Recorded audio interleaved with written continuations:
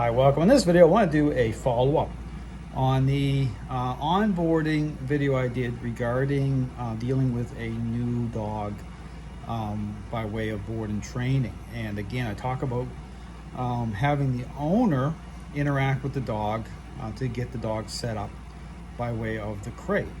And here's the thing, I talk about, the current state of the relationship. I talk about the issue about control, about how the owner is perceived in the relationship, and that contrast when somebody different, starts to interact with their dog and starts to bring a dog under a level of control. And again, when you talk about bad things happening or people getting bitten, this is where, again, you want to take advantage, of the current state of the relationship, and by way of a dog having control in and through the relationship with that owner. And this is where, again, when I'm dealing with certain situations with, say, dogs that have gained a lot of control, have hit the aggressive level, and you're starting to onboard or starting to get things in motion to get set up that way for me to interact. This is where, during that kind of onboarding process, I'm taking advantage, of that, of the fact that the dog has control through that owner, to get the dog in the crate, to get the remote collar on the dog in the crate, because that's the issue. Why bad things will happen is that type of contrast. This is why when you see dogs go from, say, one owner that they're empowered through, and then to a different person who's bringing a reasonable level of control of the dog, and then you see the dog just really go into high challenge. You're like, what just happened? Well, it's that type of, back and forth. It's that type of contrast. It's like being empowered. It's like going from a child going from one parent to another, but then going to a specific parent because they get what they want. They get their ice cream and candy, and they start to, have a negative view of other people, the other parent.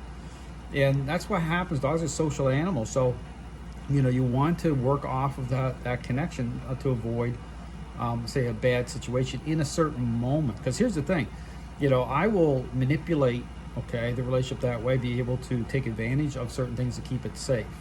But don't be fooled. When the dog goes in the crate, I'm switching gears. Like, right away I know what the fix is. I know that it needs to be a intentional interaction based process. It's a power play, but it's the type of power play you want a dog to come into agreement with.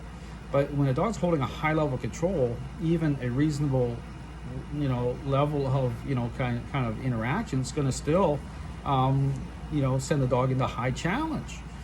But again, just knowing, when to interact, when not to interact, when to process. I've done this many times before. There's probably about 20% of dogs that I'm not going to handle in the first session because number one, they're going to go into high challenge with me. It's not going to be helpful, And by coaching the owner, it's going to create change to that owner, and then I can start to interact with the dog maybe on the second session. Don't get me wrong; it's always helpful when people can see me interact, because again, being visual, it's going to be helpful that way. But understand that you have to take advantage of certain dynamics, to keep it safe. In certain moments, because you don't want to get bitten, you don't want other people to get bitten, and so again, when I bring a dog in here for board and train, that's what I'm doing. Initially, then this is where I hang out and start to kind of work off of that connection, and then I decide, do I need a muzzle, and I start to get into the kind of daily routine of things. But again, you want to keep it safe. So again, understand that when you're dealing with certain dogs, this is my tip to trainers out there.